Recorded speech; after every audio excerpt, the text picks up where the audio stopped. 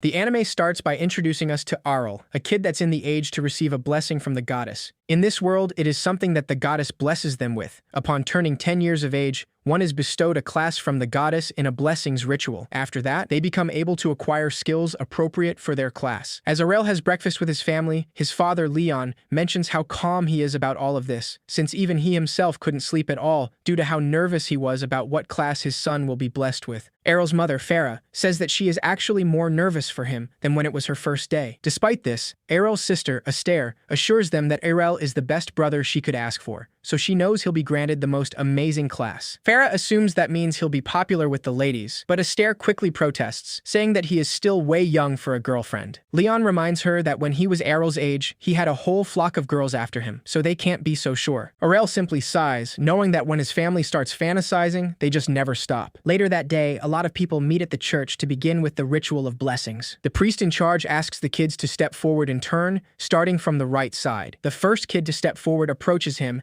and the priest places his hand on his forehead to cast some kind of spell, letting him see the blessing he's receiving. He can see flames, a hammer, and the smell of iron, and the kid sees it as well, so the priest tells him that he's now a blacksmith. The kid runs to his father with excitement, claiming that he can now follow his footsteps. After that, the next kids in line follow, approaching the priest one by one to receive their blessings. Aryll waits patiently in line, without showing any kind of excitement, but his sister tries to hype him up, saying that his lineage has a strong influence on his class, so he'll get a good blessing for sure. Once he steps forward and approaches the priest, his whole family cheers him up, and several people recognize him as Leon's son, since it's hard to forget that family. This is because two advanced classes got hitched, the Sword Princess Farah and the Archmage Leon, so people expect their son to be as amazing as they are. The priest asks Aryll to close his eyes, saying that the goddess will grant them visions of his class. For some reason, when Aryll closes his eyes, he can't see anything at all, and the priest gets a little confused when he notices there's no response, even though there should be. It takes him a second to realize there's actually one explanation for this, and it's because Aryll is classless. Everyone witnessing this is in shock to hear this, but Aryll simply stands there in confusion. Once he goes back home to train, his parents try to reassure him, saying that they'll just have to work past retirement so he doesn't have to force himself to get a job. Leon clarifies there's no reason for him to think about dying, but Aryll tells him he's not going to die or sponge off them forever.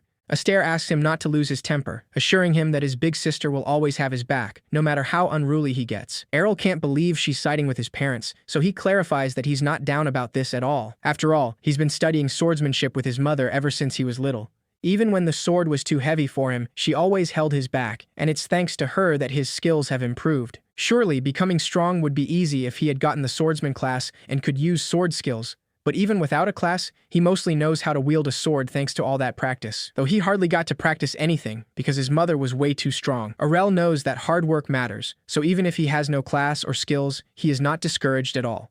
Farah admits he's very insightful for his age, and that only makes her feel proud. Leon agrees, saying that he'll surely attain greatness, and Astaire only confirms what she already knew, mentioning how great her brother is. Farah knows her son will be a big name in the future, so he'll have the most prestigious job out there for sure. Aryll realizes they're fantasizing once again, so he decides to ignore them and heads to the practice field. There, he finds two kids having a practice duel, talking about how great having skills is, since their bodies almost move on their own, making everything much easier. The duel is cut short once they notice Aryll staring at them, and they quickly recognize him as the classless kid from before. Aryll tells them he's there to train, just like everyone else, but the kids clearly don't understand why. They clarify that they're already swordsmen, so they don't need to train, and they only came here to check their skills. The kids decide to give him a demonstration, starting another duel to show him how strong they are. Aryll simply observes in silence, knowing that the first skill swordsmen learn is basic swordsmanship. Just having that alone makes them pretty capable fighters, it seems, so he decides to test something. Aryll interrupts their duel to ask one of them to have a bout with him, but this leaves them very confused, since it's ridiculous to even think about a classless person like him fighting a swordsman. Despite their doubts, Aryll assures them he'd be a good match,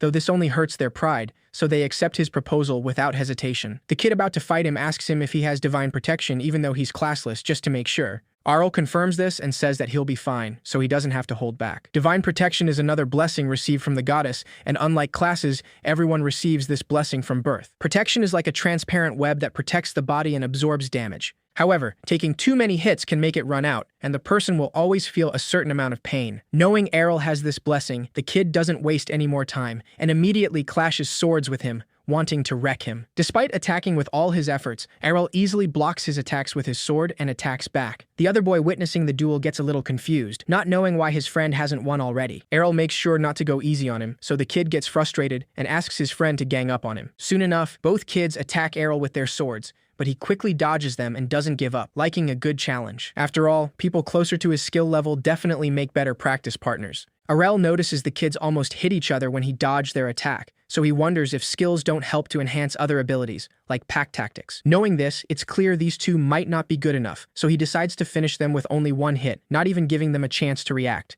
It's obvious Errol won the duel, but the kids aren't happy about this, so they complain about him waiting until they let their guards down. Errol simply suggests another duel, but before they can start anything, another kid comes out of nowhere and asks them to stop, asking them if they're going to start whining like that on a real battlefield. A true swordsman should know better than to act like that, so they should stop it and accept their defeat. One of the kids gets clearly mad, but his friend asks him to calm down, warning him that that red-headed swordsman is not who he thinks he is. The redhead approaches Errol, recognizing him as the son of the sword princess Farah. Knowing this, it's clear he must have inherited some innate talent from her to fight that well without a class. Even so, these two kids he fought are nothing but chumps, so he shouldn't let his victory over them go to his head. The redhead asks him to fight with her instead, saying that she'll show him and his classless butt what a true swordsman can do. With this, the kids assume that she is definitely related to the head of the guard, and she confirms this, saying that Captain Evans is her father. Upon hearing that name, Errol remembers he's the guy who would occasionally show up and ask his mother for help hunting demons. The redhead assures him that her father is an extraordinary person, since not only is he a master at wielding a sword, but he's a decisive leader who many people respect.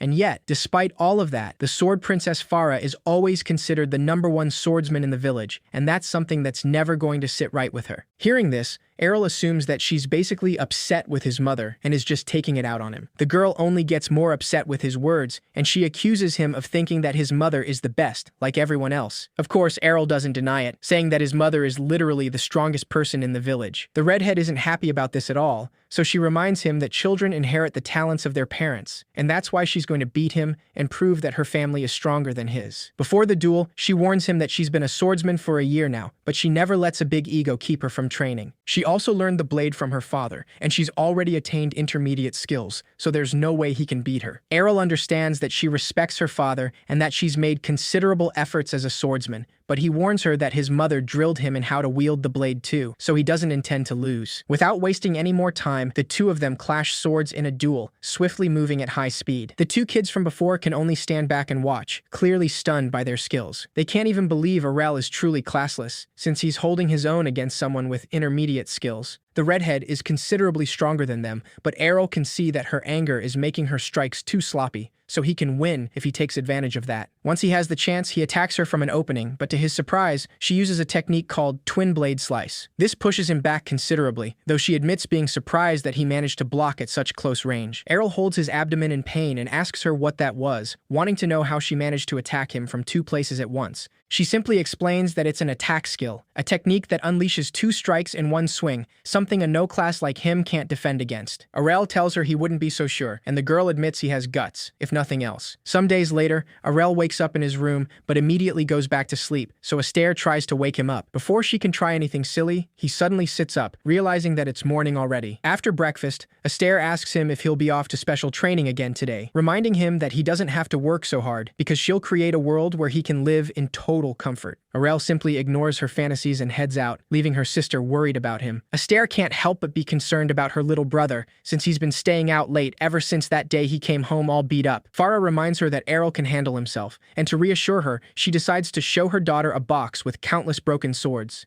She explains that these are all the practice swords that Errol has been using every day. Sparring some kids his age seems to have really lit a fire in him, so he hasn't stopped ever since. Astaire admits that's actually impressive, since not having a class hasn't slowed him down at all, and if anything, he's thriving now. Even so, she still wants to make a kinder world for Errol, and nothing can change her mind. In another scene, we see Errol training in the woods with a sword, managing to make 2 cuts at once, like the redhead did. He smiles in satisfaction, knowing that taking all those hits on purpose just to learn it really paid off. Suddenly, a goblin jumps from the bushes to attack him, but Errol reacts immediately by using Twin Blade Slice perfectly. The goblin instantly falls defeated, but Errol then hears the roar of some kind of large monster way too close to the village. He knows he has to alert the guard right away, but before he can go, he hears the scream of a kid coming from that direction. Errol decides there's no time to get help, so he runs to help whoever needs it himself. Hiding behind the bushes, he manages to spot the redhead he fought at the practice grounds, clearly hurt after fighting against a huge hobgoblin. Those monsters never come near here, but Errol notices a sword practice board on a tree and assumes that the redhead has been doing the same as him, training in the woods. The monsters must have taken notice, and this time a big one managed to find her.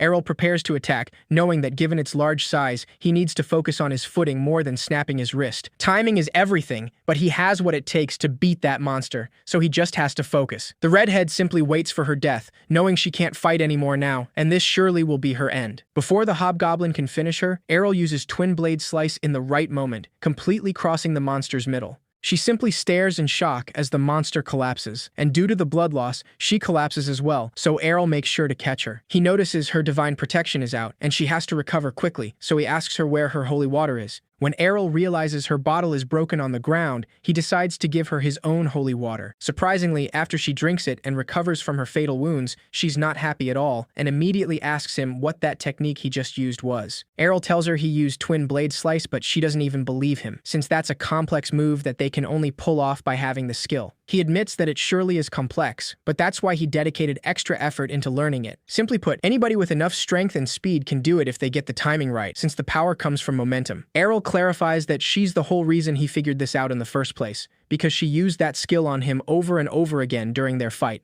Seeing and experiencing it up close is how he learned, and he's thought about her every day since then. This gets her a little flustered, but leaving that aside, she's left very confused, because she knows that it isn't so simple, but she still saw him do it. Errol tells her that even if he doesn't look like it, he truly hates losing, so he wanted to make sure he won the next time they fought, and he trained hard for that purpose. Once she finally understands that, she suggests that they have their rematch right now. After all, he saved her life and shared his holy water with her, so it's the least she can do to pay him back. Errol accepts her proposal, but he starts the duel with a surprise third slash in the technique, taking her off guard. She doesn't understand how he managed to do that, as the technique is called Twin Blade Slice, because there are only 2 slashes. He explains that his Twin Blade Slice isn't based on a skill, so it has no restrictions like hers. That means he can change it up as much as he wants, depending on his abilities. Despite being a witness to this, she still can't believe something like that, so she tells him that even if he can use Twin Blade Slice, it's nothing more than classless fakery in the end. That's why it makes no sense for his technique to be stronger than one from a real swordsman.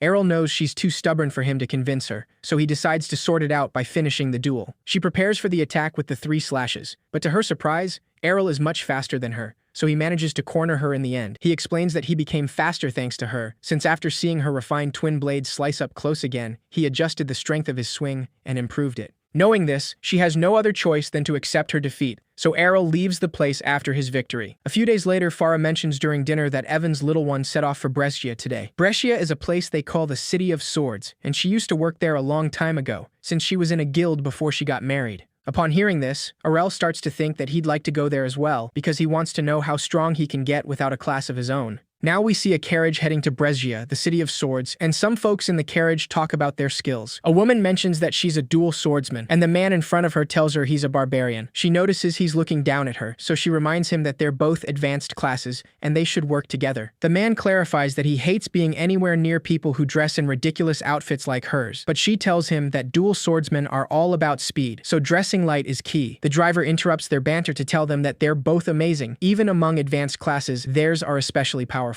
Having that in mind, he asks them if they could put that power to work, since an orc horde is blocking the way, and they're all in danger. Both the woman and the man freak out, seeing that there's a king orc leading the horde. People usually send whole parties to hunt those things down, so it'd be impossible for them to do anything. A lady in the carriage begs for their help, but the man clarifies he already has his hands full, keeping himself alive. He pushes both the lady and her children out of the way to run away, and the dual swordsman follows right after him, saying that she refuses to risk her life for others. Having no other choice, Errol decides decides to show himself and runs directly towards the orc horde, taking them down one by one at an incredible speed. Everyone left in the carriage can only observe in awe, noticing how he's moving so fast that it seems like he vanishes every time. The driver assumes he's using a blink dash skill, which is pretty impressive, but difficult to use when one's surrounded, so he wants to see what he's planning after that. When several orcs surround Errol, he starts spinning around with his sword, gracefully taking them down in a swift move. The driver can't believe what he's witnessing, because there's no doubt he's using a counter move skill only the Supreme Class Sword Princess can use, called Blade Dance. However, the Sword Princess is a class only women can achieve, so he doesn't know how he can use it. After getting rid of all the orcs, Errol goes for the big one, managing to take down a king orc with one movement of his sword. With the problem solved, Errol calmly heads to the carriage and asks the driver to proceed to Brescia, since he wants to train there and get stronger. The driver laughs nervously and tells him that he's already plenty strong as it is, and the kid in the carriage excitedly asks him what class he is, but Errol clarifies he doesn't have a class. In a change of scene, we see something that happened 5 years ago, after Errol learned how to use Twin Blade Slice. When his mother sees this for the first time, she's almost sure she must be dreaming, and she still hasn't accepted in her heart that her son is classless. Farah starts crying, blaming herself for being a bad mother, but Errol stops her and clarifies that this isn't a dream, since he really learned how to do the Twin Blade Slice. It took a lot of practice, but he managed to reproduce it all on his own, and he wants to recreate other skills as well, so he'd like her to show him her Sword Princess skills. After he learns those, he wants to go to Brescia and see how well he can tough it out. Farah stops crying all of a sudden, and her expression morphs into pure happiness, so she immediately runs to tell her husband and her daughter about it, saying that Arl is a prodigy. Now 5 years after that, Arl finally arrives in the City of Swords, Brescia, a city full of all different kinds of swordsmen. The driver mentions plenty of these swordsmen are advanced classes too, and Errol tells him he is as well. After all, an ordinary driver shouldn't be able to precisely identify swordsman skills on the spot like that. Hearing this, the driver admits that he's actually of the advanced whole knight class, but he works as a driver sometimes because fighting battles on the daily gets exhausting. Sometimes he just likes to take trips while working as a driver to refresh himself. Errol thinks about it, saying that he never considered a life like that, but it's pretty interesting. The driver tells him that if this is his first time in the city, he should start by getting affiliated with one of the guilds. Most of the swordsmen there enter battle tournaments and live off the winnings, but he can't join the tourney if he isn't part of a guild. Another one is the Sword Road, a guild that welcomes anybody with a blade, even hunters and thieves. The driver laughs and asks him to be careful because there can be some nasty guilds out there. After he leaves, Errol enters the city, where plenty of guilds are out looking for new members. One of them is the Cavalries, a noble guild made up of knight classes, who welcome anyone who recognizes the value of mutual progress. Another one is the Sword Road, a guild that welcomes anybody with a blade, even hunters and thieves. Errol walks around the city in search of a guild to join, but a girl approaches him from the back and tries to surprise him. Errol dodges her without even noticing, but the girl only assumes he must be talented because of that. She quickly stands up with a smile and tells him that her guild happens to be recruiting new members. The girl immediately offers him the enrollment contract for her guild, but Errol simply rejects her and walks away. She quickly grabs onto him as he walks, asking him how he rejects her without even looking at the contract. Errol clarifies that nobody is ever that desperate to recruit new members, not unless they're a minor guild that's short on members. This comment obviously affects her, but she tries to keep her cool and says that their guild is quite famous. Seeing that Errol is still playing hard to get, the girl decides to throw in a special perk, saying that he'll have the privilege of going on a full-day date with her. Without hesitation, Errol tells her he has no interest in her whatsoever. Still, deep down, he finds her attitude very familiar somehow, and it reminds him of his sister, like how she thinks of herself like a total bombshell, despite being flat as board. Leaving that aside, he asks her which guild around the city is the most powerful. The girl finds his question a little rude, but she answers nonetheless, saying that the most powerful guild is Black Blade, since they've got 8 A-rank swordsmen. Errol decides to go there, but the guard at the entrance tells him he has to pass a test in order to enter the guild. When Errol heads to reception, he finds a long line of people waiting to do that test, and he gets pretty excited. Once it's finally his turn, the receptionist tells him he must register first for the test, and they require participants to be advanced swordsman class or higher. Errol clarifies he's classless, and the receptionist laughs on his face, saying that he has to leave in that case. The other people in line start talking about him, saying that no guild is ever going to accept someone without a class. Errol asks the receptionist to make an exception, since he's confident he can pass the test if they let him take it. The receptionist once again rejects him, saying that those are the rules and there's nothing he can do about it. Just then, an A-rank swordsman enters the place, and the receptionist completely forgets about Errol. Having no other choice, Errol decides to try luck elsewhere, but all the other guilds reject him for the same reason, since none of them want a classless member. After quite many failures, Errol sits down for a bit, feeling defeated, because he didn't think just passing the screening would be such a problem.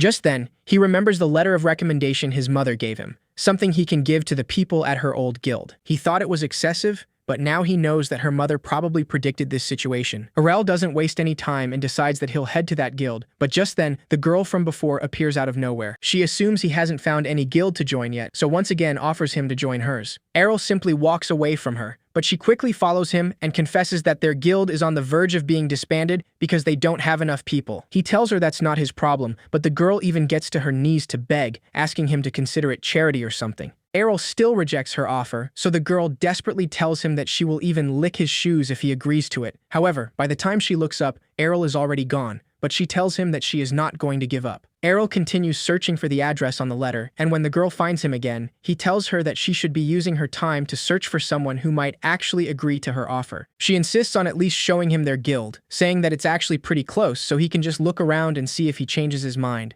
Arel seems a little impressed by how huge the building is, so the girl reminds him that they're actually a famous guild. He asks her why they're so short on members in that case, so she admits that they're a mere shadow of their former glory, and their guild is the weakest of all right now. Despite that, she assures him that they're going to reclaim their golden age. As long as the Dual Sword King leads them, the Dragon Fang is immortal. Arel pauses after hearing that, and just then he remembers that his mother told him that the guild she was in was led by a Dual Sword King who named the guild after one of his skills, Dragon Fang. That's the guild he was searching for, so he decides to come in and see it for himself. The girl, whose name is Lilia, asks him to take a seat, but a man with a bottle of alcohol appears out of nowhere. This man is apparently Lilia's father, so she immediately scolds him for drinking again, reminding him that the doctor asked him to stop. Arel assumes he's the Dual Sword King, but he's missing his right arm. The man simply asks him to leave, saying that this guild is doomed, so there's no point in anyone joining.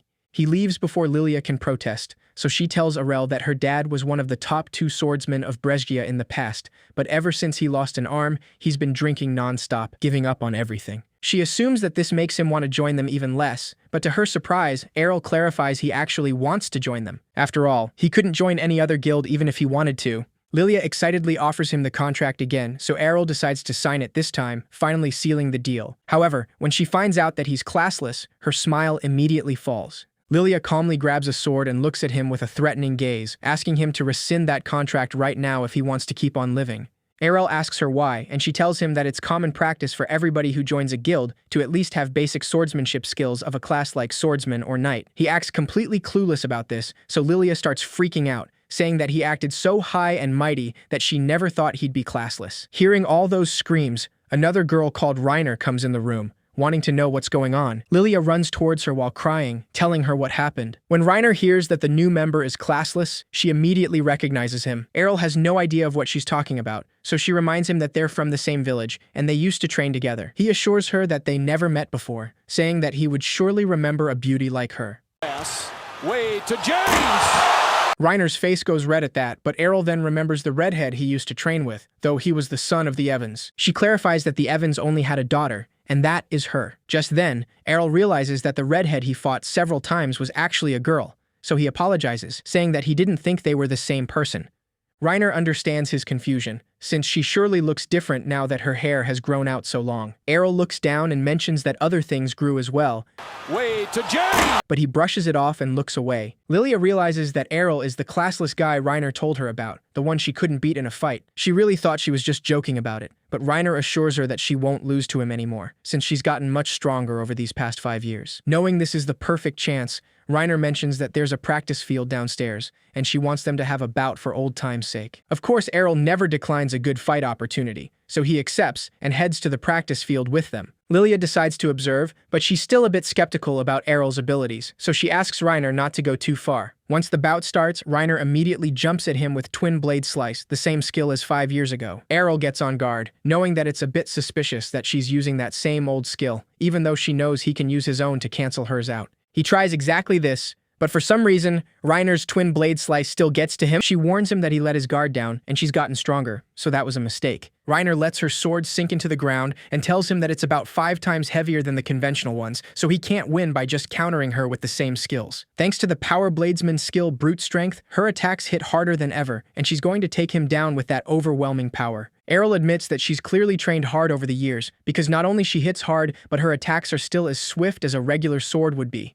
With that, she'll beat him, even if he keeps taking hits like this. Despite that, Arel asks her if it really was a good idea to tell him, because now he knows her secret to her true strength. Reiner assures him that there's no problem at all, since it wouldn't be fair if she didn't give him a handicap. Errol understands this, but he tells her that if that's the limit of her speed, then he won't even have to bother taking any more hits. Reiner decides to prove him wrong and immediately launches at him with her sword, creating an opening to finish him in one swing. She's quick to claim her victory, but freezes in place when Errol suddenly disappears and hits her from behind. This leaves her clearly confused, because she's sure that her sword struck him. Errol clarifies that she let her guard down as well, since that was just an afterimage, known the shadow skill. Reiner tells him that's impossible, because that's a supreme class skill even amongst swordsmen. While he dodges her attacks, Errol explains that he simply learned to move really fast, and it took a lot of effort. Reiner desperately tries to hit him with her sword, failing over and over again, getting fooled by his afterimages. Errol takes advantage of this and attacks her from behind again, but he says that even though he hit her, she didn't really lose any divine protection, which is actually amazing. Reiner smiles confidently and explains that power bladesmen also have the gut skill, so his slash attacks aren't enough to cause her any real damage. Knowing this, Errol decides to use Obtain Counter to hit her, a sword princess counter skill that his mother specialized in. Reiner immediately falls defeated after only one hit, and much to her disbelief, Lilia announces that Arel is the winner. Errol can see Reiner's frustration after losing, so he tells her that she was tough, but it turns out that he got even tougher. His resolve crumbles immediately when he sees Reiner's about to cry, and Lilia offers some holy water to her. He has no idea of what happened, since he only complimented her, but Reiner stands up, clearly flustered, and clarifies that she isn't crying. She runs away before any of them can say anything, but her screams in the distance confirm just how frustrated she is after losing to him, even though she worked so hard these past 5 years. That aside, Lilia decides to sit down with Errol, and the smile she had at the beginning easily comes back to welcome him to Dragonfang, as she says that they would love to have him in their guild. Arel mentions the extreme change in her attitude, but Lilia acts completely clueless, assuring him that she believed in him from the very beginning. He decides to ignore that blatant lie and instead asks her to explain why she said this guild is totally screwed. Lilia hesitantly tells him that they're in debt, but despite how much they owe, there's a guild comp battle in a week. They just have to win, and then they'll have enough money to pay back their loans and have cash to spare, but they need at least 3 people to enter. Errol mentions that it's amazing that Reiner stuck around in these circumstances. Lilia explains that when she was just a kid, a lot of guilds rejected her, but ever since her father brought her in, she's been a loyal member of Dragonfang. Knowing that, Errol tells her there's nothing to worry about in that case, since they just have to win that competition. Lilia doesn't look too confident about it, and she tells him that the 3 of them will have to beat a group of 5, and they have no idea how strong these people will be. Despite the risks, Arel just says that it sounds actually fun, because he wants to fight tough opponents to refine his techniques, and that's the whole reason he came here.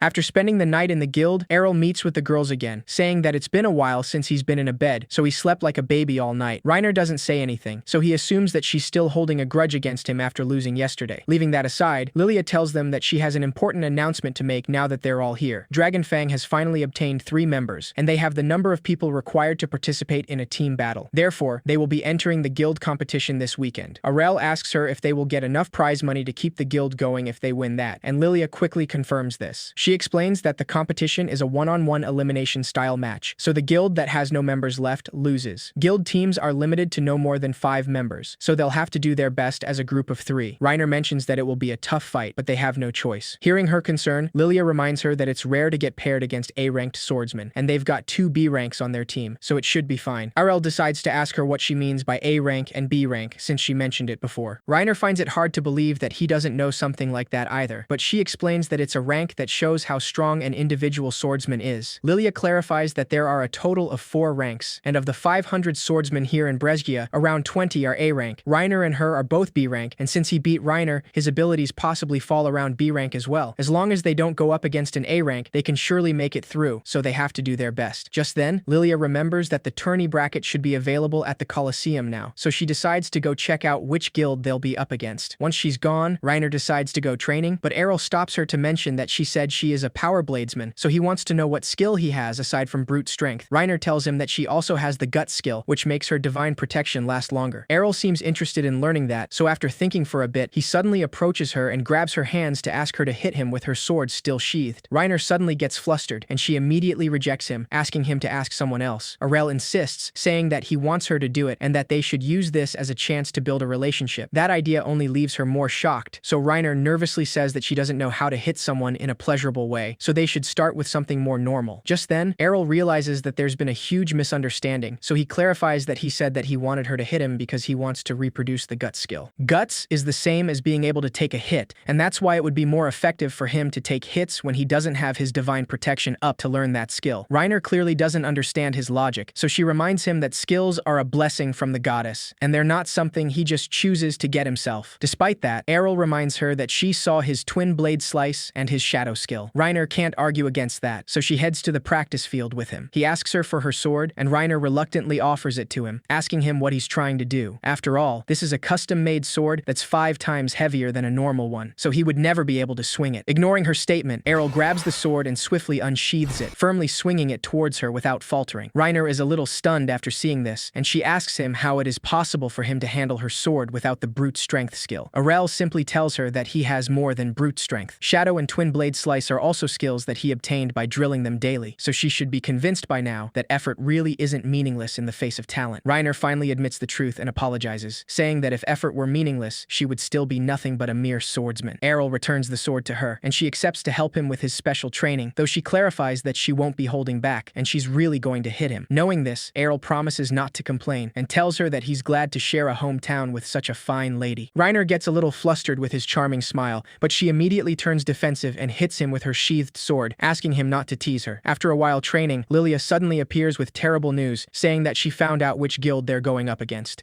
Unfortunately for them, they have to fight the current top guild, Black Blade, and they've got 8 whole A-rank swordsmen. Worse yet, the guild boss is vicious as a viper, so he'll definitely marshal his forces to wipe them out. Despite the terrible news, Lilia tells them that they have no other choice but to win now, so they have to come together as a team connected in body and soul. Just then, she realizes that Reiner and Errol were already fighting, and he's been taking all the hits, apparently. Reiner gets a little nervous and explains that it was just part of training, but Lilia isn't convinced at all, since all she sees is that she's taking out her stress on the newbie. Errol suddenly stands up like nothing happened, and mentions how hungry he is. Reiner is a bit surprised he has an appetite after that, and Lilia asks him to be more concerned about getting holy water for his injuries. After a lot of training, the guild competition day finally arrives, so the 3 of them head to the Colosseum. Some people are already talking about the match between Dragonfang and Black Blade, since they haven't even heard about Dragonfang in ages. It's a battle between the old top guild and the new one, but most people don't want to bet their money on any other guild than Black Blade. Lilia gets mad when she hears the comments from some people there, and Errol mentions that he didn't know people could bet here. Reiner explains that all matches held at the Colosseum can be gambled on, and Lilia excitedly says that the current odds for betting on them are an impressive 20-1. Errol doesn't seem very impressed, and Lilia suddenly gets angry and says that that means no one expects them to win. However, this could be the perfect chance for them to strike it rich, since they're screwed if they lose anyway, and no prize money means no more guild. In that case, nothing's wrong with betting on them winning, even if it takes a miracle. Reiner tries to make Lilia calm down, but the blonde suddenly confesses that she took out another loan using their home base as collateral and bet it all on them, so if they win, their lives will be changed forever. That way, people won't talk down to them with that poverty guild and former glory crap anymore. Reiner reminds her what will happen if they lose, but Lilia refuses to listen and says that it doesn't matter because they're screwed if they lose either way. So, if they're going to go down, then they'll do it in a blaze of glory. Suddenly, a man laughs at her determination and mentions that she's apparently doing her best to sustain her father's guild. He heard she's recruited a classless member, so he wanted to cheer them on, since he's upset that a once rival guild has fallen on such hard times. Errol asks Reiner if that man is the guy Lilia mentioned before, and she confirms this, saying that he's Georg, the guild boss of their opponents, Black Blade. Georg tells Lilia that he wanted to lend a helping hand because of that, so he did them a favor and exerted his influence to match their guilds against each other. Lilia isn't happy at all about this, since it was clearly a trap, but Georg clarifies that a battle between old and new will put them in the spotlight, so they now have the opportunity to get their hands on some serious money, only if they can defeat their A-rank swordsmen, of course. Georg laughs maliciously at them, but Lilia tells him that they will win without a doubt. After he leaves, Errol mentions that it didn't feel like he wanted to help, and Reiner clarifies that he actually wants to completely obliterate their guild today. Sometime later, the main event finally starts, and everyone's waiting to see the guild battle between Black Blade and Dragonfang. Errol notices that Georg isn't on the list of contenders, so they're probably going easy on them. Lilia asks him not to be ridiculous, and reminds him that their entire team is A-rank swordsmen, so they're not holding back at all. Reiner tells him that this is an even more aggressive lineup than usual, but Errol is apparently glad to hear that, since he's hoping to see some interesting skills. Lilia warns him that the fate of their guild is riding on this, so he should take it seriously. Finally, the host announces that the fencer, Geo, from Black Blade will battle against the classless Errol from Dragonfang. Even she can't believe that he's classless, and this shocks most of the public as well. Geo isn't happy at all about having to fight a classless ridiculous bloke as an A rank himself, since he wanted to have fun with the girls instead. As soon as the battle begins, Gio immediately uses Blink Dash to appear in front of Errol in less than a second, giving him a critical thrust. Lilia gets alarmed when she sees his sword going through Errol, but Reiner asks her to look closely. Just then, Errol quickly disappears, letting them know that it was only an afterimage from his shadow skill. Gio notices this and thinks that he already has figured it all out, but when he tries attacking Aurel again, he's fooled by another afterimage. This leaves him very confused, and he quickly notices that there are two afterimages at the same time. Still, Gio decides that it doesn't matter, since he'll just hit them both at the same time with a Blink Dash. Just then, he's shocked to see that there's actually a third one, so he desperately tries to fight them, not knowing which one is real. When he least expects it, Aurel hits him with his sword, saying that he's the real one. Gio falls defeated, saying that creating 3 afterimages is impossible, but Aurel tells him that his mother always made at least 5 during training, and she wasn't even going all out on him. The host announces that Errol is the winner, so everyone cheers for his victory. Despite how impressive that was, Errol knows that he couldn't quite imitate Gio's critical thrust, so he's got more training to do. He quietly waits for the next match, and people in the public can't even believe that he's truly classless. Georg doesn't look as happy and confident as before, but he decides to simply observe closely. In the next round, Errol defeats another A rank with Twin Blade Slice, and in the following round, he uses Shadow Skill to fool his opponent again. Reiner is surprised that he's defeated 3 A ranks in no time at all, and Lilia gets very excited, saying that he can pull off the miraculous perfect sweep. There's no way she can beat people like that, so that's why she's cheering him on like her life depends on it. With only 2 more rounds left, Errol now fights against a shield swordsman who doesn't believe that he's classless, so he asks him to stop with his lies. Errol just tells him to believe whatever he wants, and mentions that shield swordsmen sure are tough to beat. Since he can't land any critical hits, he just has to wear his divine protection down bit by bit. The man tells him that he doesn't need his compliments, and it's already weird enough that he's able to hold his own in the first place. Errol clarifies that it's not weird, since he paid the price for it by putting in tremendous effort. The shield swordsman tells him that effort can only get him so far in life, and that's why they have classes and skills. He suddenly launches at him with a strong shield bash, but Errol manages to swiftly block it with foresight, the skill he suffered the hardest to learn from among his mother's sword princess repertoire. Thanks to this, Errol finally gets rid of that annoying shield with a kick, and the man mentions that he knows that move from somewhere. Errol tells him that he learned it by imitating the barbarian he fought earlier, though his hip rotation and the angle of his foot wasn't quite right. He tries again and harshly kicks the man's torso, giving him quite a blow. The man claims that it's impossible to achieve something like that so quickly, and Errol admits that there are complicated skills that require far more practice to master, but some he can mostly pull off after one look. To prove this, he picks up the man's shield and imitates his moves, managing to parry just in time. After that, he uses shield bash and immediately takes him down, realizing that the technique goes well with the blink dash he learned from Gio. Aurel is the winner again, and the people in the public are stunned, still questioning the fact that he's classless. Their disbelief goes to the point that some people are asking to disqualify him, but the host simply asks them to calm down. She announces that she's been informed the tournament administrators have made a decision, and they will hereby publicly disclose the class ID that Errol submitted prior to the tournament. Errol isn't against this, obviously, so the host uses a magic crystal ball to show everyone the class ID. With this, they confirm that Aurel is indeed classless, so the public cheers once again, now believing in him. Georg gets more irritated by the second, and Lilia looks determined, knowing that this will work. For once, Reiner agrees with her, saying that it really looks like he can win this, which is great. To her surprise, Lilia scolds her, saying that she should have told her earlier that Errol was this strong. After all, she could have used her dad's treasures and weapons to take out more loans and maximize their bet. Reiner clarifies that that would have been going overboard, and she didn't think Errol would get this far either. In fact, she wonders what kind of training he did during those 5 years they were apart, because beating those A ranks is crazy work. Lilia says that she has to make preparations as soon as this competition's over, but Reiner reminds her that they're not even guaranteed the win yet, so she can't throw an after party like that. Despite her assumptions, Lilia clarifies that she meant the preparations for a marriage certificate. After all, even if they lose and have to flee from the loan sharks, reviving the guild is more than possible as long as she gets Errol tied down, so she absolutely can't let him get away.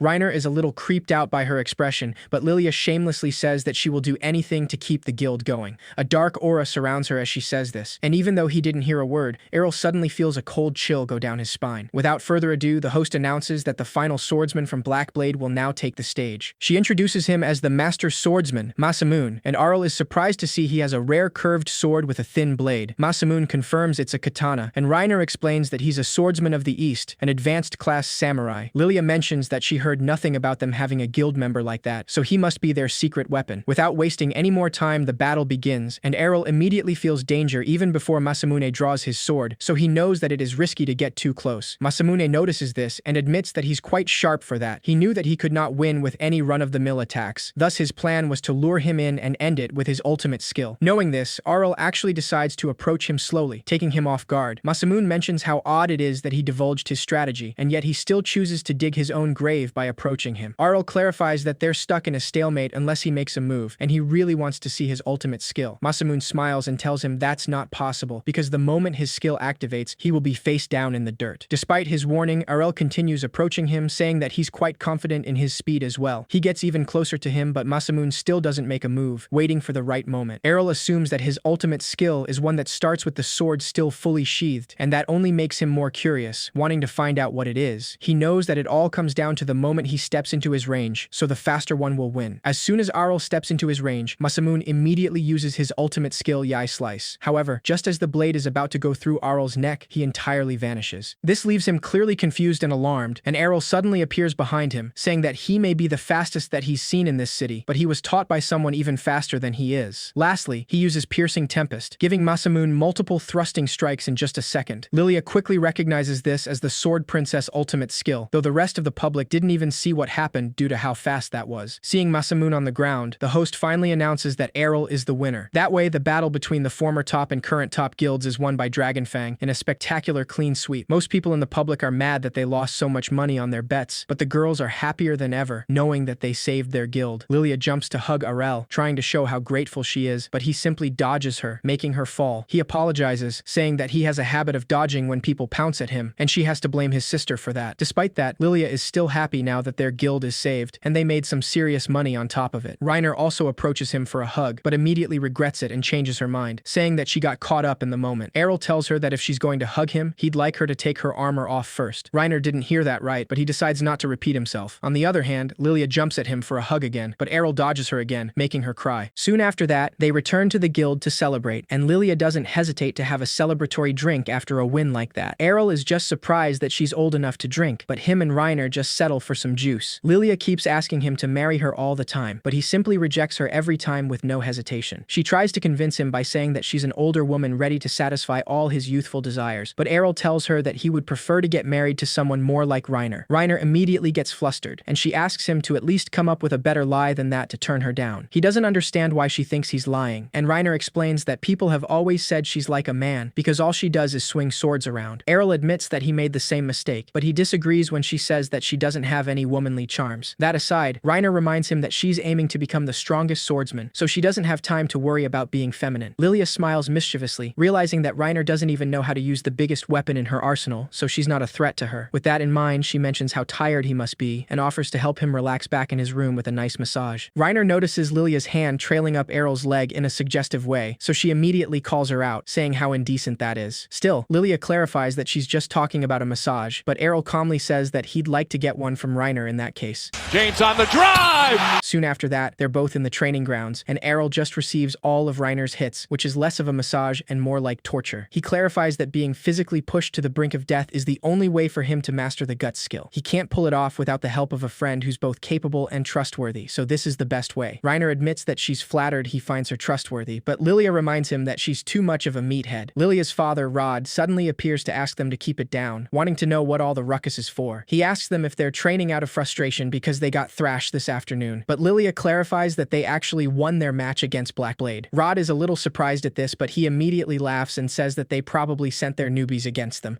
Lilia tells him that all of their opponents were A rank, though Errol beat them all himself. Rod is left speechless after hearing this, since he had no idea that kid was really that strong. Lilia explains that they also made plenty of money to cover their operating costs thanks to the bets she made, and the guild is back on the up and up with Errol here. Despite all of this, Rod sighs and tells them they're way too optimistic about this, because someone that strong will get poached by a better guild in no time, and then they'll be screwed again. Lilia assures him there's no need to worry about that, because she's going to marry Errol soon. Errol quickly says that he made no such promise, so Lilia complains and tells him that he had to at least play along. Her father asks her to give up already, because all of this is utterly pointless. Errol stops him right there and admits that Lilia may be an idiot, but she's far better than losers who just give up and do nothing. Rod gets clearly offended by this, but Errol asks him when he's going to stop moping around and act his age, since he can still wield a sword with one arm. That comment isn't taken very well, so Rod aggressively grabs him by the collar and tells him that he doesn't know a thing, since a dual swordsman who can't wield two swords is left with nothing but a bunch of unusable skills. Errol admits that he's right by saying that he doesn't know, because he's classless and doesn't have a single skill of his own. Rod lets go of him and leaves after that, and Errol mentions that he's incredibly strong despite whatever skills he's lost, which is such a waste. Lilia thanks him for what he said, since she thinks that his words may have gotten through to him a bit, and hopefully that will encourage him to do something. Reiner agrees with her, saying that Rod is an amazing person, so he just needs to rediscover his passion, and he'll be back in action. Errol says that he wants him to show him some skills as well, since he's sure he can learn a lot from a dual swordsman, even if he's not in peak form. Lilia then tells him that since there are so many skills he wants to learn, he should try out a dungeon. Errol has no idea of what that is, so Reiner explains that there's an enormous dungeon underneath this city. It's a place full of traps and swarming with monsters, perfect for some good training. Errol immediately says that he wants to go, and Reiner agrees, saying that she needs to get actual battle experience in preparation for the Sword God Cup. Again, Errol is clueless about that, so Reiner realizes that he truly doesn't know anything. She tells him that, like the name implies, the Sword God Cup is a tournament that determines the most supreme swordsman, and it's the biggest battle in the City of Swords. Assuming he wants to participate, Lilia gives him an entry sheet and asks him to sign his name on it. Errol immediately tears the entry sheet without hesitation, leaving Reiner a little confused, since she thought he wanted to participate. Just then, he explains that it was actually a marriage certificate, so Lilia smiles innocently and says that it was just a little joke, though he doesn't take it that way. In the meantime, some mysterious mage listens to their conversation and informs Georg that it seems like they're going to the dungeon tomorrow. Georg mentions that it's very convenient, since they'll have nobody to blame but themselves if they encounter a little accident in the dungeon. The next morning, Lilia wakes up earlier than usual and heads to Errol's room, completely ready to charm him. She uses a cute pajama dress, entirely sure that once Errol sees her like that, he won't be able to stop himself from getting all sorts of feelings. Lilia leans in for a morning kiss, but Errol opens his eyes before she can do anything and asks her what she's doing on top of him. She freezes and nervously says that she doesn't mind getting down and dirty first thing in the morning. However, Errol simply grabs her head and painfully squishes her face as punishment for her behavior. Lilia cries out and complains, unable to believe he could do something so mean to a beautiful maiden like her. She doesn't understand how this isn't working on a young and eager guy like him, but Errol doesn't even listen to her and ties her up to the bed, leaving her alone. He decides to go see Reiner to ask her to collect the wild beast that's in his room right now, but finds her deeply asleep, murmuring something about her dad. Errol gently pats her head and realizes that Reiner acts like a little baby around her dad, apparently. Lilia yells from his room, asking to be released, but the one that finds her is her father, who immediately scolds her for dressing that way. Later that day, they finally go to the underground dungeon, and Errol is a little surprised, since he thought it'd look like a cave or something. There are also a lot of people around, but Reiner explains that's because the Sword God Cup is getting close, and they have the same goal as them. Lilia mentions that thanks to the teleportation seal inside, people are free to travel to any floor they want, which is very convenient. However, they can only go to levels they've already been to. Lilia can go down to the 12th level, and Reiner can go to the 14th. Errol asks if he can start on the 14th level if he goes with Reiner, but Lilia tells him that it doesn't work that way. After all, this magic will only let him go where he himself have physically been before. Errol is a little disappointed by this, since he'd really like to fight something strong right away. Lilia reassures him, saying that she'll guide him along the shortest route and they'll go straight to the lower levels. She tells Reiner that she can go off on her own in that case, though it's clear Reiner wants to go with them. Lilia reminds her that there's no need for two guides unless she has a problem with her being his guide. Reiner nervously says that she doesn't have a problem with that, so Lilia quickly tries to take Errol with her, planning to find a nice private spot to pick up where they left off this morning. Before they can go any further, Errol pulls away from her and faces Reiner, saying that he wants her to come with them. Reiner happily accepts, so the three of them head into the dungeon and find living armor monsters. Errol is glad to find a challenge so soon, so he clashes swords against the monster with no doubt. He soon realizes that this monster is fast, despite all that heavy armor, but none of these skills are out of the ordinary, so he easily cuts its head off. Despite this, the armor continues moving, so Reiner explains that they're empty suits of armor that move with the magic power of the dungeon. They can't feel pain nor have any weakness, so Errol decides that the best way to stop them is to aim for the legs. Once the living armors stop moving, Reiner clarifies that they'll start regenerating eventually and attack them again after they recover. That means they can fight them over and over again, which is perfect for sword training. Lilia sighs in relief once everything's over, saying that it was a tough fight, though Errol reminds her that she didn't do anything. She nervously explains that it was only because they were so quick, and she wasn't trying to sit it out at all. Errol decides to ask her about her class, and Lilia proudly says that she's a fencer, so she'll teach him any skill he wants to learn. Errol then remembers that the advanced class beyond fencer is his mother's class, the Sword Princess, which means Lilia is useless to him. Lilia is clearly hurt by that, so she clarifies that she just came up with something she can teach him, and it's something called having compassion. Errol and Reiner completely ignore her, but just then, they hear an adventurer's cry for help. A poor guy named Deal approaches them, completely covered in blood, and explains that he entered a new room for the first time and got hit by a really bad trap. Reiner suggests bringing him to the nearest exit, but Deal clarifies that his friends are still in that room, and he needs their help to rescue them. Reiner accepts without hesitation, but Lilia quickly stops her, asking her to think for a second before jumping into action. After all, they have to negotiate first, first, since they don't do any work without adequate compensation. The poor guy mentions how harsh that is, but Errol isn't surprised at all, even though this is coming from someone who said they would teach him compassion.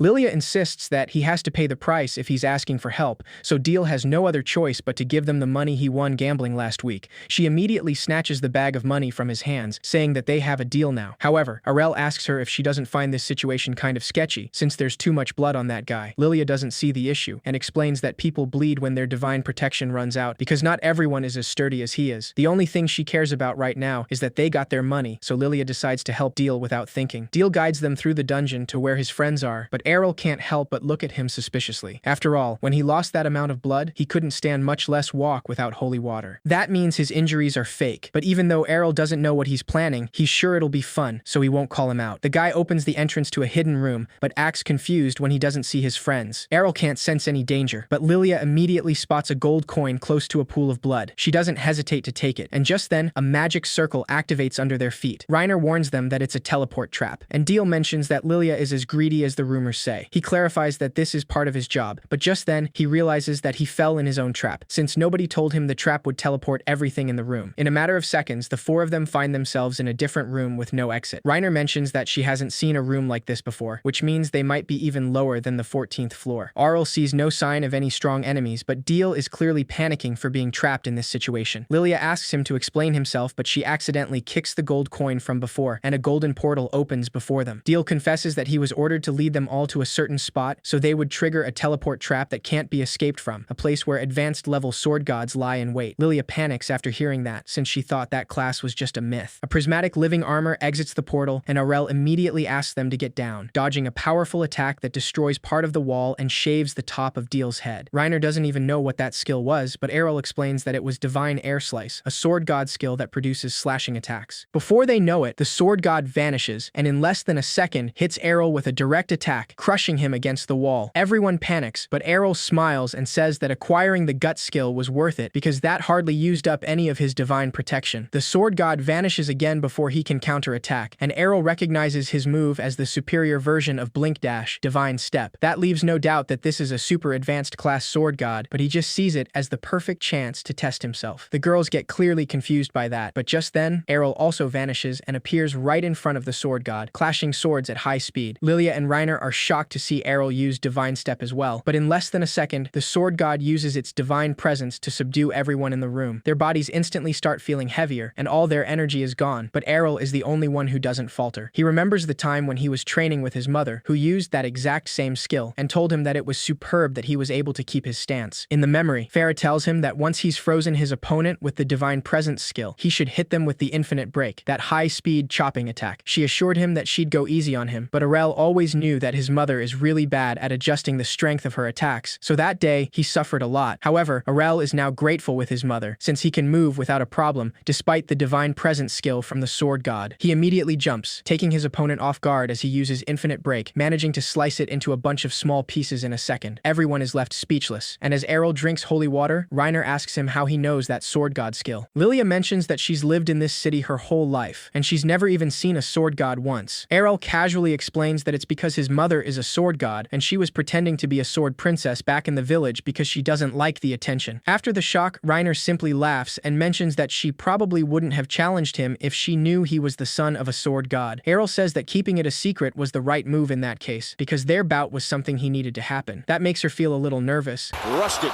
James up! But Lilia interrupts them and reminds them that they have to find a way out of this place. They use a teleportation spell to exit the floor, and Lilia allows Deal to go with them, saying that Errol seemed happy that he could fight a strong opponent, so she's going to let this one pass. In the meantime, Rod is at the bar, still thinking about what Errol said earlier. However, he casually overhears the conversation of Deal's group, who are talking about how easy it was to make the Dragon Fang fall into that teleport trap. Rod immediately breaks their table with his fist and asks them what they've done to his daughter. Georg suddenly appears, saying that he has to give him some exciting news out of the kindness of his heart. Apparently, his guild members saw his daughter and her friends enter a dangerous hidden room in the dungeon. Rod instantly assumes he planned everything and asks him if it wasn't enough to take one of his arms. Georg dodges him when he tries to attack him, so Rod falls to his knees in despair, thinking that he lost his daughter. However, just then, Lilia enters the bar with Errol and Reiner, who assures them the food here is excellent. Rod immediately hugs his daughter, completely relieved to see she's alive. On the other hand, Georg is clearly confused, so Lilia explains that they managed to defeat the Sword God and make it back safely. safely. Of course, Georg doesn't believe her in the slightest, saying that they aren't strong enough to defeat sword gods. Errol calmly mentions that it was strong for sure, and Georg realizes he was the one who defeated it. Lilia then tells him that the guy that lured them into the trap fessed up to everything and said that he was the mastermind behind it. Georg tries to keep his composure and clarifies that everything happened in the dungeon, and the rules say they're responsible for their own safety in there. Rod warns him that he won't get away with this, but Georg just mocks him, saying that a drunkard like him can't do anything. Despite keeping his composure until the last second, Georg completely loses it when he returns home and instantly crashes out. After all, the crown of the strongest was finally upon his brow, but now he has to compete with some classless nobody who can defeat superclasses, and Dragonfang is going to steal his title once again. In the midst of his outburst, Georg notices a strange dark fog surrounding a mysterious sword, and a voice tells him that they'll grant his wish. A few days later, Lilia mentions that they've posted the Sword God Cup preliminary brackets for the tournament, but she and Arl are in the same block. That makes her feel devastated, because it means it'll be another year that she won't be making it to the main event. Arel is a little surprised that the Sword God Cup has preliminaries, and Reiner explains that there are too many people who want to participate, so the main tournament is made up of the winners from each preliminary block. Lilia still thinks that her Sword Cup dreams are squashed, but Errol tries to console her, saying that getting into the tournament at her skill level was already an uphill battle. On the other hand, Reiner is luckily in a different bracket, but she knows there will be tough opponents either way, and this year she is going to pass the preliminaries for sure. Arel teases her a little, saying that that will give her something to boast about to her dad. Reiner smiles, saying that her dad will definitely be happy about that. When she realizes her change in demeanor, Reiner quickly recovers her composure, saying that she's not always acting like that. That aside, Lilia tells them that the odds are against her, but she won't give up either, and that's why they're heading to the dungeon again today. Errol asks her if he has to go as well, and Lilia clarifies that they need him there to save the day if something bad were to happen. Reiner tells her that she never considers taking things into her own hands, apparently. After hearing their conversation, Rod approaches her daughter and asks her to be careful out there. Lilia agrees without problem, but Rod makes it very clear that he's talking seriously, so he asks her to keep her guard up all the time. After all, they never know when Georg might set another trap, so she must not hesitate to run away the instant she feels like she's in danger. Lilia's expression finally turns serious, so she promises to take care and leaves. Arel is simply staring at the whole scene, and Rod tells him that he knows it's a little too late for the protective father act, but he needs to pull himself together and quit being a drunk because he has to be a swordsman and a father. A while after that, it is finally the day of the Sword God Cup preliminaries, and everyone's excited to see the upcoming battles. However, Lilia loses her match sooner than she expected, and that makes her even more sad, since she really thought she'd be able to make it to the final round this year. Errol mentions that she apparently was bound to lose even if they didn't get placed in the same bracket. That comment only hurts her pride even more, so she apologizes for being a big fat loser. He tells her that it really is a shame, since he was looking forward to fighting her. Lilia asks him to stop trying to comfort her with his lies, and quickly wipes her tears herself. Leaving that aside, she tells him that the next round is the finals, and despite how strong he is, she wants him to keep his guard up. After all, his next opponent has some unique skills, so he has to be careful no matter what. Errol reminds her that he's already seen most skills in the dungeon, with all the enemies he's fought. Lilia still warns him that everything he's seen up until now were just swordsmanship skills, but his opponent has skills outside of those. Errol doesn't quite understand what she means, so Lilia explains that her class is Magic Swordsman. She enchants her sword with magic when she fights, which gives her a great advantage. Errol is a little surprised nobody has a problem with a magician entering a tournament for swordsmen, but Lilia clarifies that class doesn't matter, since the only requirement to enter is to be registered with a guild. Errol finally understands, saying that it makes sense they let him in as a classless. Their conversation is interrupted by the host, who asks the next competitors to make their way to the stage. Lilia cheers him up and says that she has her fingers crossed for him, so Errol doesn't waste any time and heads to the stage. A red-haired woman greets him, and before they start, she reminds him that Magic Swordsman is a fair and accepted class, so she doesn't want to hear any pathetic excuses like magic is unfair if he loses. Errol agrees with her, saying that the best fighter will win, and that's all there is to it. Once the match begins, the woman immediately attacks with magic fire blasts, but Errol dodges each one of them and makes his way towards her with his sword. She quickly blocks his attack with her own sword and prepares to ignite another fire blast, so Errol instantly backs up. Seeing the situation, he admits that it's very convenient how she can switch between short and long-range attacks with her sword and magic. The woman agrees, saying that there's no chance that a classless like him can beat her. Despite this, Errol tells her that at the end of the day, she's not really a master of either one. He manages to quickly get on her nerves, saying that neither her swordsmanship nor magic are up to the par with the typical advanced class. The woman prepares to launch another attack, asking him to say that after she hits him with her magic sword. With an enchantment, she turns her weapon into a flame sword, saying that it's a skill that infuses her sword with magic. She mentions that this is the ultimate blade that only magic swordsmen can use. The woman slashes her sword with no hesitation, sending dangerous flames towards Errol that move in different directions. Even the host is excited to see such a powerful attack, and while Errol dodges and blocks the flames with his sword, he admits that those erratic movements movements make it hard to tell where her attacks will come from. He knows it's a great skill, and he's starting to think that it may be the ultimate blade, once fully mastered. The woman smiles with pride at his words, but Errol easily blocks the attacks without moving from his spot and tells her that she's still not a master. This throws her off a bit, and Errol explains that if her basic swordsmanship were at least better than Lilia's, then it would have been pretty effective. Lilia complains from the stands, saying that that still comes off like an insult to her. The woman clearly isn't happy, so she asks Errol not to make fun of her because he's just a lowly, classless loser. Before she can throw another attack, Errol uses Twin Blade Slice and easily extinguishes her flame enchantment. Without letting her react, he uses Blink Dash and appears right behind her to knock her out in a second. Once she's down, Errol thanks her for showing him a great skill, saying that there are a lot of things he can only learn in the City of Swords. The host announces that the winner of the fourth block is Errol, and the public cheers for him. Meanwhile, Errol is just looking at his fallen opponent, thinking that if he does some special training, he could learn magic as well. A few days later, Lilia tells her father that they have to go to the main event to cheer Errol on. Rod asks her to go by herself since he's clearly too busy taking a nap. Lilia still insists, saying that guilds with members in the main event get seats with a great view, and they won't get a chance like this again soon. Rod still refuses to go, so Lilia teases him, asking him if he's scared he'll run into Georg. She easily gets on his nerves like that, and Rod immediately stands up, saying that Georg doesn't scare him. He explains that yesterday he held his sword and realized he's become rusty now, so it would be difficult for him to even win the Sword God Cup. The one who isn't happy about his comments now is Lilia, who pouts and tells him that he has no idea how people who can't even get into the main tournament feel at all. Rod tries to protest, but Lilia interrupts him and asks him to get ready, saying that he's coming to watch, even if she has to tie him up and drag him there. Having no other choice, Rod walks with her to the tournament, and Lilia is now smiling brightly like nothing happened. She tells him that he would have come to watch in secret anyway, and she knows it because he loves watching the guild members rise through the ranks. There's no way he would miss out on watching Reiner participate, since she's been his student for forever. Rod smiles, knowing he can't deny that, so he just tells her that she's become very much like her mother. In the meantime, Reiner is nervously waiting for the tournament to begin, and Errol decides to approach her to see if she's okay. She easily gets spooked, and asks him not to pop up in front of her face like that. He mentions that he's never seen her this restless, but Reiner reminds him that this is the biggest tournament in the city, so she can't help feeling nervous. Worse yet, in the main tournament, they don't find out who they're facing until right before the match starts, so there's no time to come up with a strategy, and that would make anybody nervous. Errol understands, saying that she's worried she'll be up against him in the first round. Reiner gets irritated and tries to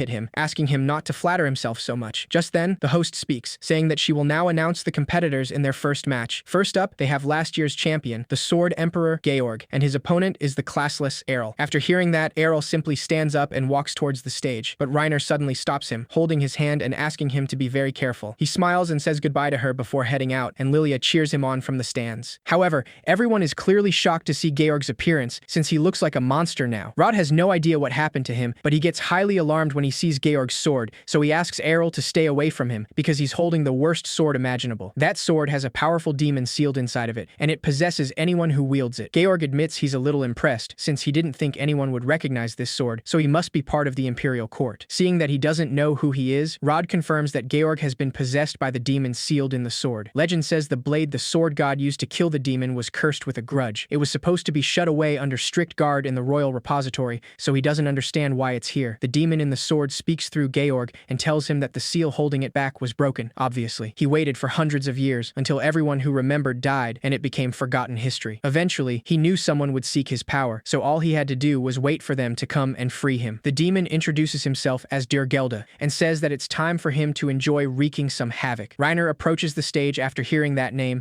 and explains that Dirgelda is a demon that was said to have been summoned by an evil deity in ancient times. Many people in the public start recognizing him as the one demon that wiped out countless people in the city. Everyone immediately runs away in panic, and Dirgelda enjoys watching the chaos, saying that the wails of fear and despair are truly music to his ears. However, it's far from enough to make up for the centuries of boredom he suffered, so he wants them to scream more and wail in despair. That's why he activates a magic circle, creating a dark barrier to prevent people from escaping. Dirgelda enjoys hearing the panicked screams and desperation, but he also notices Errol is standing in position to attack, ignoring everything else. He can't believe there's a fool here who intends to defy him after seeing seeing his supreme power, so he believes it's just a brat who has no idea he's out of his league. Arel clarifies that he only brought out his sword because he's confident he can beat him. After all, a long time ago, he got beaten by the sword god of the legend, which means he's not invincible. Durgelda simply laughs at him, saying that it's true he was slain by a sword god once. However, per the memories of this man whose body he possessed, that sword god is no longer among the living, and that means there's no one who can defeat him. Errol decides to correct him on 2 points, saying that a sword god still currently exists, and even if he's not a sword god, he can still beat him. Durgelda tells him that's absurd, but Errol suddenly launches at him with his sword to fight, using the divine step. This clearly throws the demon off, since only a sword god should have that divine skill. Durgelda asks him why he has a sword god skill, but Errol simply keeps attacking him and says that he has no reason to tell him that. Despite this, the demon reminds him that he's now in the body of the sword emperor. He jumps high in the air and immediately hits Errol with his sword, saying that it's a mere child's play. However, when the dust dissipates, Durgelda is shocked to see Errol is unharmed, and he doesn't understand why. Errol explains that he used the gut skill, and apparently his special training with Reiner was a success. Durgelda attacks out of fear, but Errol simply blocks him and decides to use infinite break, throwing infinite slashes from all directions in a matter of seconds. He manages to overwhelm the demon, who now knows this is undoubtedly the same skill as the sword god of old. This makes him wonder if this mere child is truly a sword god, but Errol tells him he's wrong because he's just a simple classless. With that declaration, Errol finishes Durgelda with one last slash, finally taking him down. The people around are still trying to process what happened, but they warn him not to get so close to that demon. Errol still approaches Durgelda to inspect his body and says that given the wounds and lack of divine protection, he can't possibly fight back now. Once this is confirmed, the public cheers, saying that he defeated the demon lord. The demon inside Georg decides it's best for him to retreat, since he won't allow anyone to seal him away again. He knows that he must focus on escaping from Errol and wait it out somewhere until he's back to full power, so his only choice is to transfer to another human to get out of there. However, he doesn't know if there's anyone here with the physique he needs to make a clean getaway. After quickly scanning the place, Durgelda spots Rod, and he immediately knows he's a good choice. Lilia tells Reiner and Errol that she's glad they're both safe, though she knows that they might have to cancel the tournament now because the stage is completely destroyed. As they speak, the sword in Georg's hand suddenly starts moving, and Arl senses the danger. Just when he glances back, the sword immediately flies towards them, so Arl gets Reiner out of the way. However, the sword suddenly moves upwards towards the stands, and Rod quickly jumps to protect his daughter. Lilia fortunately didn't get hurt, but everyone gets alarmed when they see Rod holding the sword, being possessed by Durgelda. The demon takes Lilia as a hostage to protect himself, and Arel mentions that he didn't realize the sword was his main body, so he should have attacked that magic sword instead of Georg. Durgelda laughs and tells him that it's far too late, but Arl clarifies that he only has to beat him again. However, Durgelda warns him that he has no choice but to let him go now, because if he tries to attack him, his future wife will be dead. Arl's expression darkens after hearing that, and he says that he doesn't remember her being anything of the sort. Lilia freezes, but Durgelda tells Arl that he can't deceive him since he has Rod's memory, and this girl has told him that he's her fiancé. Clearly nervous, Lilia asks him not to say that, and quickly tries to play dumb in front of Arl. Seeing the situation, Arl decides to kill them both, but Reiner quickly stops him from using infinite break against them. Durgelda asks him if he truly doesn't care about this girl, so Arl clarifies that people can't be considered hostages unless they're actually worth something. Lilia tells him that's the harshest thing he's ever said about her, and Durgelda asks her to explain herself. She quickly starts crying and apologizes, saying that Errol is not actually her future husband, and it was just wishful thinking. Durgelda clearly gets mad at her, saying that he shouldn't spare worthless trash like her, but she asks him not to kill her. Reiner and Arl simply observe the whole scene, knowing that Lilia brought this on herself. Reiner admits that she still feels bad for her, but Arl reassures her, saying that he can't kill her, no matter what he does. Durgelda asks him to explain himself, asking him if he thinks he would hesitate to kill this single puny girl. The demon assures them that he'll cut her to shreds right now, but just then, he realizes that he can't move his arm. Suddenly, Rod takes control over his body, fighting back against the demon. Arl explains that unlike what happened with Georg, Rod's body didn't change at all when he got possessed, which means he's resisting it from the inside. Durgelda asks him why he's resisting, since he knows that he desires enough power to restore himself to his former glory. Rod clarifies that he absolutely would have given in to his temptations a few days ago, but Arel reminded him of something, which is that anybody can reclaim their former glory as long as they work hard to get it done. After saying this, Rod kicks the demon out of his body and throws the sword away. Errol doesn't hesitate to use infinite break and instantly turns the sword into dust, officially defeating Durgelda. Right after the Sword God Cup, Rod decides to train the newbies that excitedly join the guild after Errol's win. He doesn't go easy on them at all, and after beating them up, he tells them that they're relying way too much on their skills, but have no defense whatsoever. Most of the newbies run away in fear, while Deal hides from Rod behind a wall, saying that he didn't know training would be this rough. Lilia finds him and scolds him for slacking off over there, and reminds him that they let him join the guild because he said he'd work hard to mend his ways, but he's not putting in any effort. Deal asks her to cut him a break, because Rod rod is being downright diabolical with his training. Lilia smiles and recognizes that her father has definitely become a more passionate trainer since getting back on his feet, and that's all thanks to Errol. When she mentions Errol, Deal asks her where he is, and Lilia awkwardly tells him that Errol has actually dropped out of the guild. Her nervous laugh quickly turns into a cry as she wonders why Errol left her behind, because they were supposed to get married. She's sad that not even Reiner is in the guild anymore, because she went chasing after Arl right away. In another scene, we see Arl on a carriage heading for his hometown, and the driver tells him that the champion of the Sword God Cup has never just disappeared right after their victory like this. Errol tells him that there was nothing left for him to see or do there, so he had no reason to stick around. Now he wants to go back home to test his skills, because he might be able to beat his mother now. The driver can't help but laugh at that, saying that even the great winner of the Sword God Cup is afraid of his mother. Later that day, we see Farah at the garden, enjoying the smell of roses, while she says that she should make a bouquet to celebrate his return. Errol, who's standing right behind her, realizes that he's been caught, even though he was trying to be stealthy. His mother looks at him with a smile and mentions that she can tell he's gotten some experience under his belt because she didn't pick up on his presence until a few moments ago. Errol tells her that he won the Sword God Cup, and Farah is proud to know he did the same as her back in the day. Before he can say anything else, Farah suddenly vanishes and appears right in front of him in less than a second, putting a rose up to his face. Arel is taken off guard and realizes that he'd be done for if that flower was a sword. He recognizes that she saw right through what he wanted to do, and Farah confirms it, reminding him that she's his mother. However, she knows that they'd destroy the house if they sparred here, so she invites him to go to the training grounds behind the mountain. Of course, Arel accepts, and once they reach the training grounds, his mother tells him that she's excited to see how strong he's become. She disappears without a warning, but Arel quickly blocks the attack with his sword. Farah mentions that she really hopes he doesn't get the impression that she's not taking this seriously. Errol sees that she used Divine Step into a direct attack, and he wouldn't have been able to block it if he hadn't seen her pull the same move in the front yard. He immediately steps back to gain some distance, knowing that he has to go on the offensive if he wants to win. Farah immediately blocks his attacks, noticing that he used a mix of the Divine Air Slice and Twin Blade Slice, which is very interesting. Arel asks her which skill she used to defend against that, but his mother tells him that she simply swung her sword. He's a little shocked to know that wasn't a skill, but Farah clarifies that she learned to fight without relying on skills from him. Arel recognizes that she's as strong as he thought and immediately launches at her again. In the meantime, the people in the village get alarmed when they notice the ruckus behind the mountain, and they immediately assume it's because of a monster. Errol and Farah continue clashing swords, even in the air, and he uses the Divine Swordsman's aerial leap to reach her. Farah uses Divine Presence to paralyze him, but Errol tells her that it won't work against him anymore. He resists the Divine Presence, so Farah decides to pull out all the stops and fight with her sword. They immediately run towards each other and use Infinite Break at the same time as their last move, ending the fight in a second. Meanwhile, Reiner arrives in the village and notices that the place looks deserted. She assumes everybody took off because of whatever caused that awful noise earlier, though it seems to have stopped now. After a while, Reiner finally finds Errol's home, but she's greeted by a young girl named Mira, who she assumes is Errol's younger sister. She introduces herself and says that she's here to see Errol, but the little girl immediately gets defensive and tells her that his brother isn't interested in cows like her. Reiner is clearly hurt by her comment, but tries to stop her from slamming the door shut in her face. Just then, Farah and Arl come back from their duel, and he's clearly surprised to see Reiner at the door. Mira quickly jumps into Arl's arms, and Reiner confirms that she's his little sister. The little girl asks them why they look so beat up, and Arel tells her that they had a match. Farah informs her that she lost, because Arel is very strong now, though he clarifies that it all came down to skill against skill, and he barely won because of the difference in physical strength. Reiner tells him that it's still amazing, because his mother is actually a sword god. Errol reminds her that his mother is not in peak form like back in her guild days, so it's not a win he wants to celebrate. Farah quickly complains about his comment and tells him that it's not like she's an old lady. That aside, she asks him when he's going to introduce her to the lovely young lady at the door, referring to Reiner. Everyone heads inside to have some tea, and Farah tells Errol that she was going to ask about his adventure in the City of Swords. However, now she would rather hear about how he and Reiner met first, because she loves a good romance story. Mira is quick to complain, saying that she doesn't want to waste time listening to that cow. Reiner still doesn't understand why the little girl keeps calling her a cow, so she starts wondering if she's really that overweight. Errol decides to finally introduce her, saying that they live together in the city. That information makes Farah feel excited, though Mira doesn't like the implication at all. Reiner immediately gets flustered, so she nervously explains that they only live together as members of the same guild. Errol then asks her what she came here for, and Reiner tells him that he couldn't just abandon the guild like that. He clarifies that he made sure to leave behind a letter of resignation, but she tells him that's not the problem, because normally someone would at least say goodbye when leaving. Errol explains that he already saw all the sword skills that could be useful, so he figured it was time to move on. Reiner just sighs in resignation, and Farah tells her that it's great that she came this far out to the sticks because she was worried about Errol. Reiner informs her that she's from this village too, and Errol isn't her only reason for being here, because she actually wanted to ask her if she'd take her on as a disciple. disciple. Just then, a man bursts into the house to warn Farah that there's an emergency because something cataclysmic happened on the west side of the mountain not too long ago. Both Farah and Errol immediately know that it's their fault, and the man explains that many trees were downed and even the ground was split apart, so he was hoping she would join the village security on their investigation. Farah knows that the match she had against her son is what caused such damage, so she tells him that there's no need for an investigation because they actually just slayed a monster over there. The man quickly buys that excuse, and Errol is impressed that she managed to explain her way out of it. The man, named Evans, tells her that he'll have to tell all the evacuees to come back in that case. He immediately notices Reiner's presence, and Farah realizes that she's Evans's daughter. Evans asks her why she's here, and Farah informs him that Reiner wants her to teach her all about how to be a good wife. Evans's eyes instantly get teary at that, as he realizes that his daughter is already getting to be that age. Reiner panics and clarifies that she never said that, and she only asked to be her disciple because she wants to learn how to fight and wants to become a better swordsman. Farah tells her that she can teach her all about how to be both a good swordsman and a good wife in that case. Evans apparently loves that idea, and he explains that back when his wife passed away, he was really worried about Reiner's future. He swore to raise her right, but he could only teach her swordsmanship, so he'd be overjoyed if she could also learn about housekeeping. Farah asks him to leave it all to her because she'll Reiner into a proper lady. Evans thanks her with tears in his eyes and then decides to return to his duties, so Reiner feels like she doesn't even get a say in this. In the meantime, Errol decides to go see his father, who's currently doing some magic research. He explains that he's on the verge of a breakthrough, and it's going to be his ultimate technique of sorts. Leaving that aside, Leon mentions that he heard Mira shouting her head off, so he wants to know if he brought back a cute girlfriend or something. Errol clarifies that she's more beautiful than cute, and his father is surprised that he really brought someone. Despite his father's excitement, Errol brushes it off and tells him that he beat his mother in a sword fight today. Leon congratulates him, and Errol tells him that he now wants him to teach him magic. His father quickly asks him to give it up, saying that it's impossible, but Errol doesn't look like he's going to give up so easily. Meanwhile, Farah is teaching Reiner how to chop vegetables into large pieces, but it's a little obvious that the redhead has never done such a thing. Both Farah and Mira get alarmed when they see the way Reiner holds the knife, and the little girl tries to warn her that's not how she should do it. Despite the warnings, feeling fully determined, Reiner tries to chop the vegetables with the knife, but ends up destroying the whole table with her strength. She quickly apologizes for the mess, and Mira cries because she also broke her favorite mug. Farah asks her if she never got a chance to cook at the guild, and Reiner admits that she always let somebody else handle it. Knowing this, Farah says that she'll have to teach her everything about housekeeping from the bottom up in that case, though Reiner would like to just stick to swordsmanship. Farah tells her that she has to refine mind, body, and skill to become the best swordsman, and she can't do that without being diligent in how she handles everyday chores. She also admits that she's quite pleased to have another daughter around the house, but Reiner asks her if she doesn't already have a daughter who's older than Arel. Farah confirms that, but explains that Astaire said that she was going to make a world that's easier for a classless like Arel to live in, and then simply left to make that true. Reiner recognizes that there are a lot of problems with discrimination against classless people, though she's not really sure Astaire should worry about a guy who's stronger than most people. Later that day, Arel helps his father to fix the table Reiner broke, but after he's done, he asks him if he couldn't just fix it with magic. Leon laughs and explains that Farah says she likes it when he smells like sawdust. He then understands that Errol simply wanted to see some magic, so he decides to use magic to fix Mira's favorite mug. While they put away the tools, Leon once again tells him that he should give up on learning magic because not every person has the mana needed to cast it. It's a special ability, like having a magic battery, so it's totally unheard of for someone without any mana or skills to be able to cast spells. Errol tells him that that doesn't mean it's impossible, and Leon admits that it's true, and he knows he already set a new precedent by winning the Sword God Cup without having a class. However, these old swords he left are proof that he's a hard worker, and some things in life are just unachievable even with hard work. Errol is a little surprised that they didn't throw them away, and Leon explains that these swords are like a monument to all his efforts, so it wouldn't sit right with him to throw them or repair them. Even so,